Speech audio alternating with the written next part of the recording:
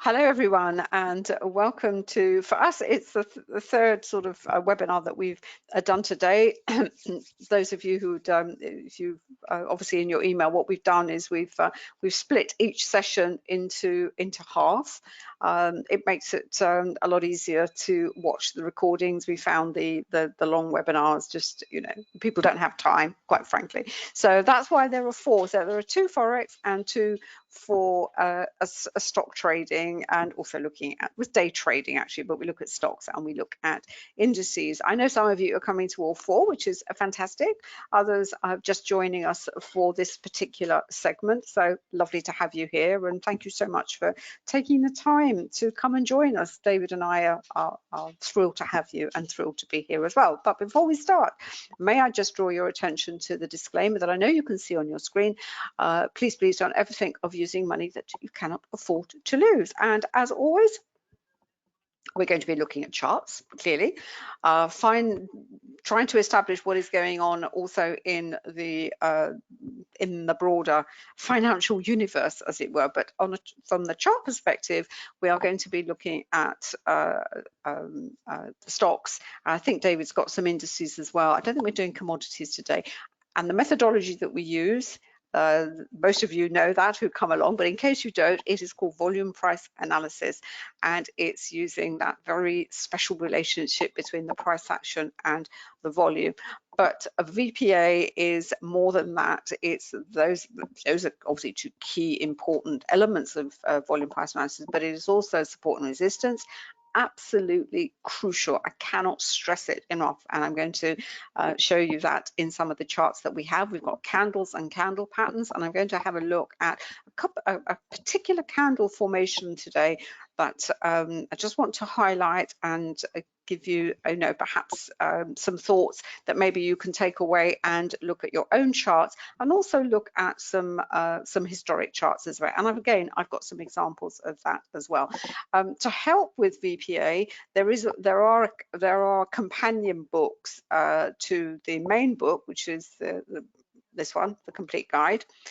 And there's also a Forex version, and that is essentially worked examples, because the beauty about this this methodology is that these patterns and cycles repeat over and over and over in all time frames. And once you begin to recognize, once you begin to spot those particular setups, those anomalies, and put them together with, as I said, the all-important support and resistance, those candle patterns, those candle configurations, not just candle patterns, but I call candle configurations.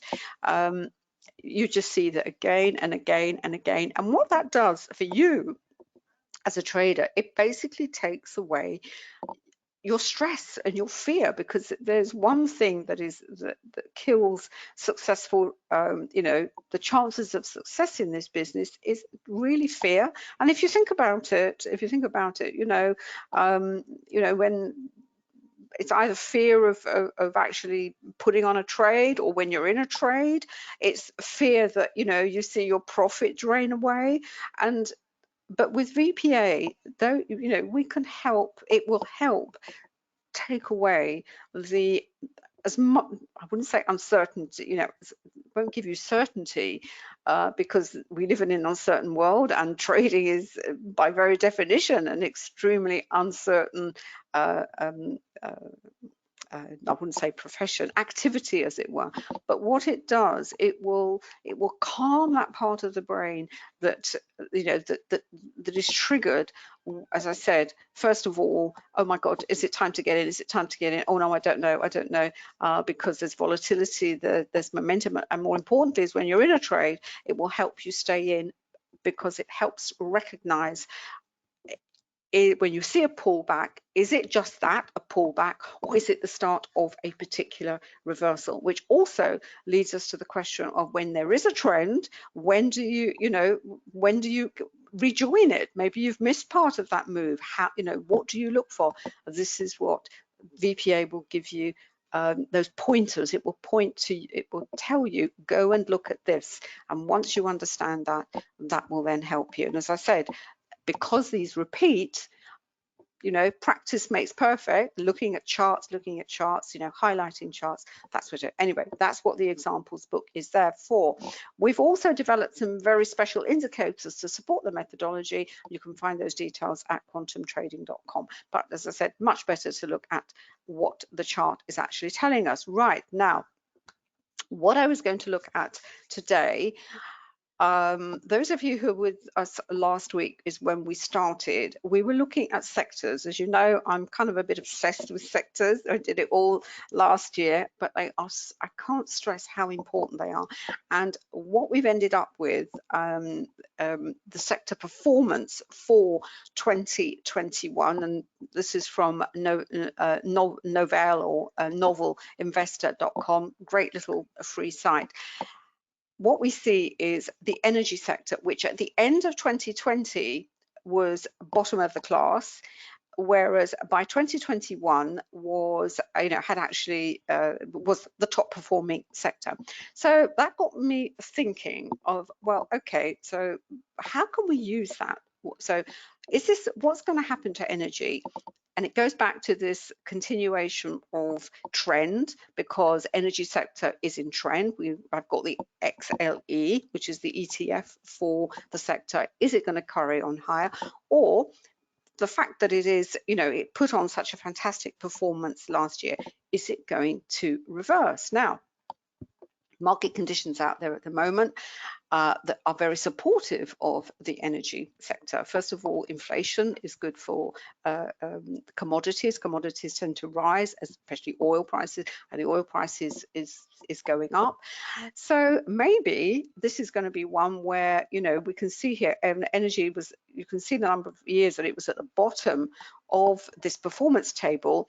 Is it going to be a repeat performance, say, for 20? We don't know, but it's one way of looking at sectors and then drilling down into those sectors to go and maybe find a stock that maybe hasn't, you know, didn't do too much last year, but maybe this is its time to shine if the sector is going to carry on high. So that's why I'm going to focus on energy, on the energy sector. And when I started to dig into it, I came across some really incredible charts and some amazing sort of information which I would like to share with you today. Now, if you've got any questions, please just put them into the chat box and we will answer them, either what I say or what you see on the chart or anything about the quantum trading indicators, or obviously about VPA. We'll be more than happy to answer them for you.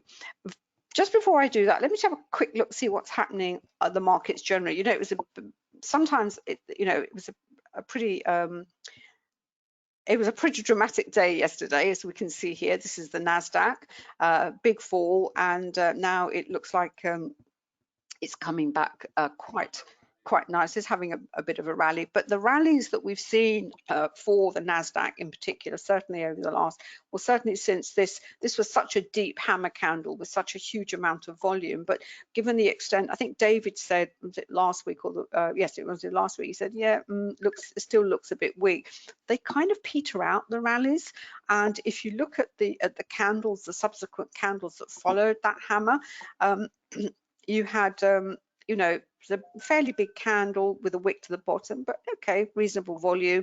But it's this candle here, very compressed, with as much volume as the previous candle. Well, that in itself is what we call an anomaly, and this is what I'm saying. So this is what VPA tells you. So if you were thinking, yeah, I'm going to get long, fine, get long, but once those signals start to come up, it doesn't look like it's going to go very far, and then you have another down day. And look at the extent of the down day candles. I mean, they are, you know, they're pretty deep. Whether this is a complete reversal or it's just another of those corrections, we will have to wait and see. We've got earnings, we've got the Fed we've got the FOMC, not next week, but the week after, which is why you don't have any Fed members on the airways at the moment. Just have a quick look at the Dow. That's up as well, and the VIX is over at 22. Right, so that's the kind of mood of the markets at the moment, and we know sentiment is, trying to be positive because the Aussie dollar is also being bought. But let me just go back to what I've been looking at in terms of sectors. So we know the energy sector did very well. So we want to know basically, is there still an opportunity to trade by stocks that form part of the sector? And of course, then you have to go and look, well, where do you find the stocks? And what I've actually done is basically I have used, on this occasion, I've used Yahoo. So if you want to take this URL, as you can see here, you've got finance.yahoo.com/quote. Then you put in the sector that you want to examine, and I've got XLE, which is the ETF for the energy sector, and I've got holdings, and that actually brings it brought up the top 10, which is fine. Now you have to also understand there are subsectors and etc. And sectors, like indices, are weighted. So in the sense that some companies in there have a more of a presence. They have a bigger share, if you like. I'm not sure on the XLE whether it's on market cap, whether it's price. I haven't had time to go and have a look. It's important to know about weightings because it has all sorts of implications. There are advantages and disadvantages. This is something those of you who may know already. David and I, we've spent most of Christmas, and we're working frantically at the moment on putting together a really comprehensive stock trading program. And a lot of what we say in these sessions, they're going to be topics that are covered in this program. And it's like when you start and you think of something, oh, I know that, and you go and have a look at it and you think, oh, gracious, yeah, that's really important. And much of what we will be covering in the coming weeks are topics that are covered in much more detail in the program that we are putting together. We'll also be putting up a link on my site and I think on YouTube, that if you want details of when the program is about to be released, then we will keep you updated. Anyway, so these are just the top. I just went for the top 10. And we can see here we've got Exxon, we've got Chevron, and I had a quick look at, in fact, I had a quick look at, where was it? Let's have a look. And in fact, I looked at Marathon here as well. But look at the weightings, because what you're looking at is, you say, we know what the performance the sector put in, and then we look at the weightings in that sector. And you can see here, Exxon takes it's a pretty big chunk, and you would think, well, Exxon, must have done really well. Well, it has. We'll go and see, and we'll have a look at Marathon. But what you spot is you can spot anomalies. You can spot companies which don't have they kind of really outperform the sector. And as both a trader and investor, that's what you want to look. There's not a lot of difference in the difference between being an investor and a trader is the length of time you're going to hold anything. That's really what it boils down to. As an investor, you tend to fall in love with your assets. As a trader, you don't care. You either want it to go up or you want it to go down. But trying to spot something or get hold of a stock that is going to give you the best return, there's a lot of similarities when you look for as an investing stock and a trading stock. So in my analysis of what was going on in the sector to do with these stocks, this is where I use Market Beat, because it's a great site, and it gives me all the fundamentals. FinViz does as well, but I get the chart, and I just like the way that the information is presented, and it's also free. So that's great. So this is XLE, as we can see here, and it really took off in November 2020. This is the pandemic. This is the big crash that we had there, and it kind of recovered. And when I said about candle configurations, the one configuration, and we will do a session just on this, on two two candle reversals, where you have two candles putting together, overlaying one candle on another is very easy for us to understand. You know, 3 or 4, it gets a little bit more difficult, but a 2-bar reversal with two candles and then seeing what happens with the subsequent candles kind of confirms whether that is a valid signal or not. So you see this 2-bar, you see this nice up candle here, not a lot of volume under that, because when you compare it to that, then you have the bearish engulfing, creates a shooting star, basically, a lot of volume, and it goes down. And now in either the congestion or the reversal lower, your focus needs to be on the up candles to tell you whether in fact on the down candles, well, both actually, down and up, because the down candles will tell you whether this is going to carry on lower, and the up candles whether in fact this is just maybe this is a false signal, as it were, which we get false signals all the time. But essentially what we had a reversal. You can see the volume that came in after the major fall. We got this reversal and we went back down to test the same area that we had from the first fall. And what we ended up with a double bottom. A double bottom is a great pattern, and off it went. And we can see here that was from kind of November onwards. So the XLE started to move higher, even though if we recall back at Novell in 2020, the energy actually overall ended up, it was at the bottom. But if you looked at that chart and you looked at, you know, what the sector had done in that period, and looking at the double bottom, that of itself, because we were this is a good time of year to look back to what's happened the back end of last year, perhaps to give us a clue as to what is going to happen next year. And 2020 was certainly the year for XLE to shine, as it were. Moving to NinjaTrader, where I've actually got the XLE over here. Let's move this away. Sorry, David, do I stop and then carry on afterwards? So what have you? Where I've got it on my NinjaTrader platform, I can see it's actually come off a little bit, and it's come off because the support and resistance, it's at a very, very key point on our Camarilla pivot point that we have here, which is the R3. So seeing this kind of pullback at the moment is of no great surprise. Going back to looking at the individual stocks, the stock that I actually looked at, I looked at Chevron, I looked at Exxon, but the stock that really caught my eye, which only had a 3.5% weighting in the index, was Williams Brothers. And again, there are some, I'm using the weekly chart here because it just has these wonderful VPA lessons. And once again, we go back to this big crash that we had back in March 2020, and what do we see? We have the dramatic fall lower.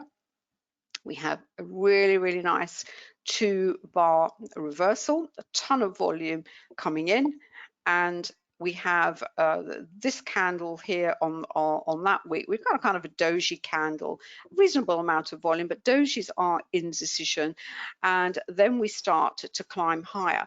But what's interesting is as we climb higher, the volume actually begins to fall until we have this candle, which is quite a big candle. What is that telling us? It's telling us that it is a big candle, but maybe the fall is not going to be very deep. It's, you know, it's not, it is a reversal, but it's not a deep reversal from this primary. I mean, we had a V-shaped reversal here, and then it went sideways, but essentially we have had a trend higher, and we've had a trend higher from the 10, where is it here? $8. I mean, this is a stock that at one point was, let's have a look. Yes, we're talking $60 stock here. Nice, you know, double top up here, down it goes. And here we are. This is April 2020 on the monthly chart. Another 2-bar reversal. I can't, you know, once you start looking for things, you see them all over the place. They don't always play out. If they're going to play out, it's what happens with the next 3 to 4 candles.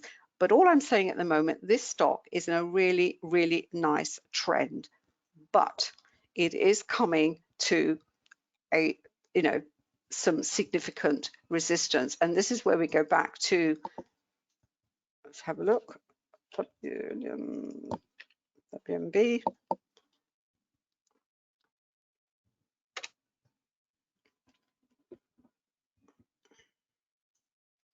Because we need to know where we think this stock is going to go. And in fact, it's already at a significant, certainly a significant resistance on the daily chart. But, you know, is it just going to be a pullback?